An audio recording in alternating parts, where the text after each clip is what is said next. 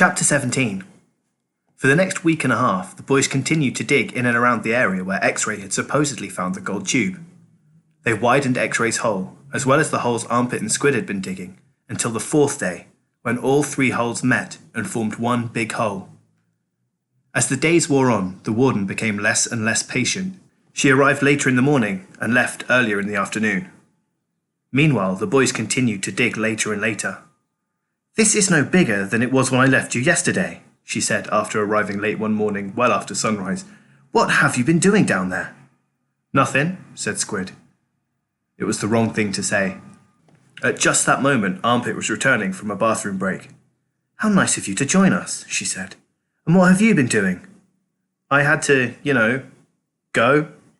The warden jabbed at Armpit with her pitchfork, knocking him backward into the big hole. The pitchfork left 3 holes in the front of his shirt and 3 tiny spots of blood. "You're giving these boys too much water," the warden told Mr. Pendanski.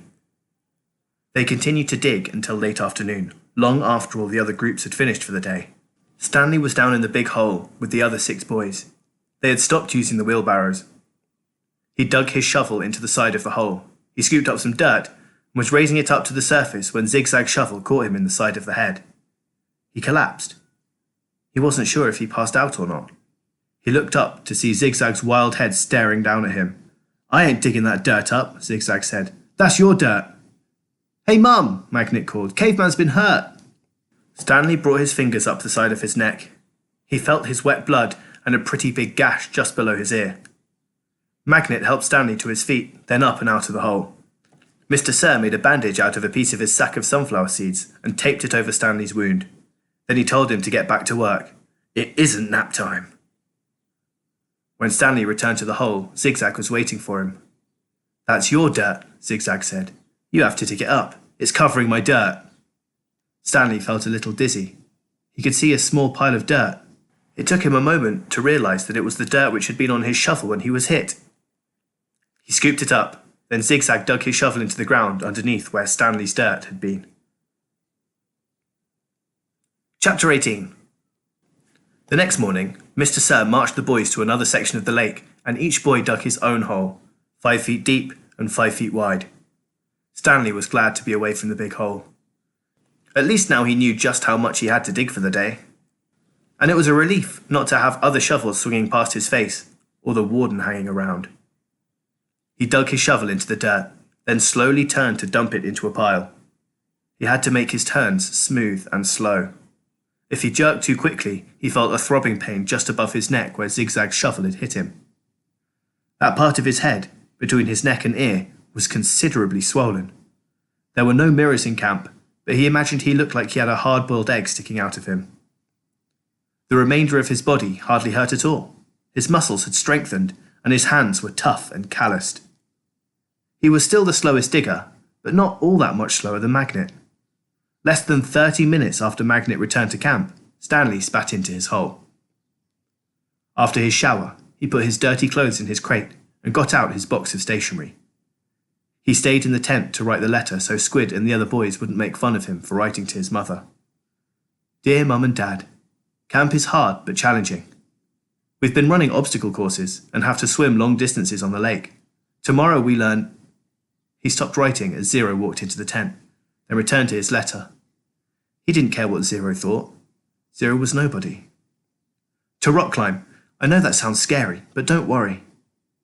Zero was standing beside him now, watching him write. Stanley turned and felt his neck throb. "I don't like it when you read over my shoulder, okay?" Zero said nothing. "I'll be careful. It's not all fun and games here, but I think I'm getting a lot out of it. It builds character.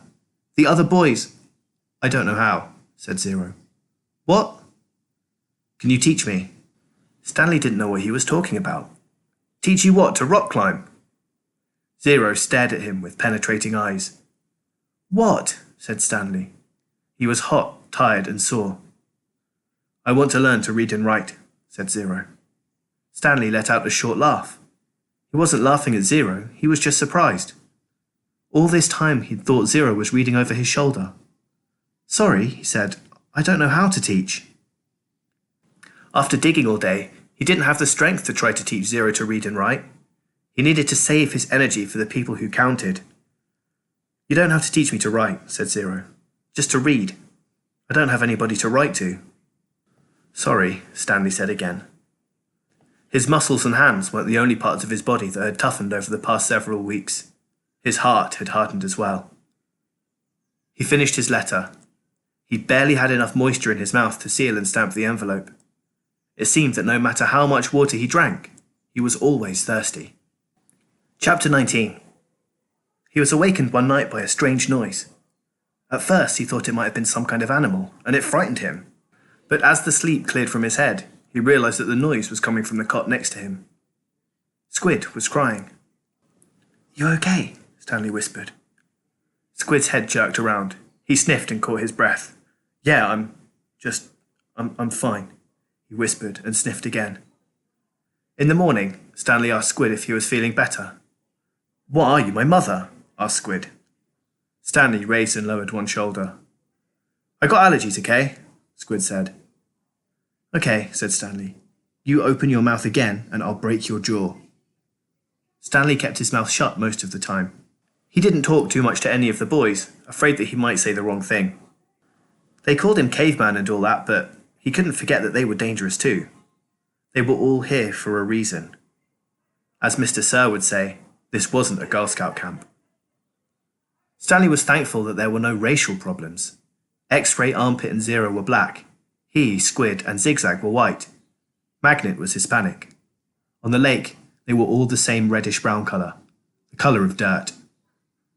He looked up from his hole to see the water truck and its trailing dust cloud. His canteen was still almost a quarter full. He quickly drank it down, then took his place in line, behind Magnet and in front of Zero. The air was thick with heat, dust and exhaust fumes. Mr. Sir pulled away. Stanley was back in his hole, shovel in hand, when he heard Magnet call out, Anybody want some sunflower seeds? Magnet was standing at ground level, holding a sack of seeds. He popped a handful into his mouth, chewed and swallowed, shells and all. Over here, called X-Ray. The sack looked to be about half full. Magnet rolled up the top, then tossed it to X-Ray. How'd you get 'em without Mr. Sir seeing you? Asked Armpit. Ha! Can't help it, Magnet said.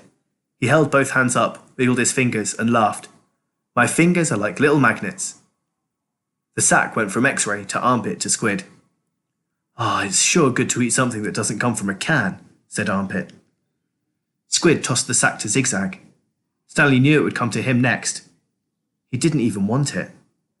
From the moment Magnet shouted, Anybody want some sunflower seeds, he knew there would be trouble. Mr. Sir was sure to come back, and anyway the salted shells would only make him thirsty. Coming your way, caveman, said Zigzag. Air mail and special delivery. It's unclear whether the seeds spilled before they got to Stanley or after he dropped the bag. It seemed to him that Zigzag hadn't rolled up the top before throwing it, and that was the reason he didn't catch it. But it all happened very fast.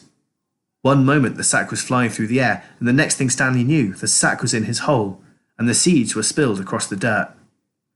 Oh man, said Magnet. Sorry, said Stanley, and he tried to sweep the seeds back into the sack. I don't want to eat dirt, said X-Ray. Stanley didn't know what to do. The truck's coming, shouted Zigzag. Stanley looked up at the approaching dust cloud, then back down at the spilled seeds. He was in the wrong place at the wrong time. What else is new?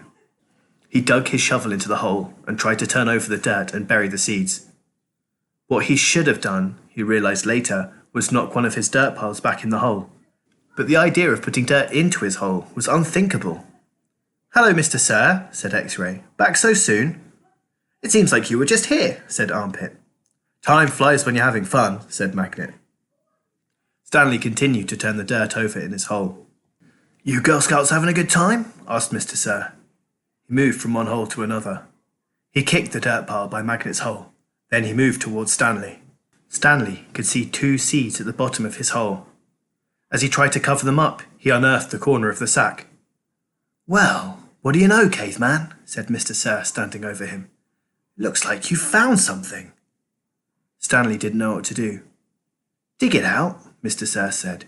We'll take it to the warden. Maybe she'll give you the rest of the day off. It's not anything, Stanley muttered.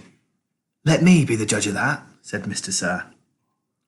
Stanley reached down and pulled up the burlap sack. He tried to hand it to Mr. Sir, but he wouldn't take it. "So tell me, caveman," said Mr. Sir, "how did my sack of sunflower seeds get in your hole?" "I stole it from your truck." "You did?" "Yes, Mr. Sir." "What happened to all the sunflower seeds?" "I ate them." "By yourself?" "Yes, Mr. Sir." "Hey, caveman," shouted Armpit, "how come you didn't share any with us?" "That's cold, man," said X-Ray. "I thought you were our friend," said Magnet. Mr. Sir looked from one boy to another, then back to Stanley. "We'll see what the warden has to say about this. Let's go." Stanley climbed out of his hole and followed Mr. Sir to the truck. He still held the empty sack. It felt good to sit in the truck, out of the direct rays of the sun. Stanley was surprised he could feel good about anything at the moment, but he did. It felt good to sit down on a comfortable seat for a change. And as the truck bounced along the dirt, he was able to appreciate the air blowing through the open window into his hot and sweaty face.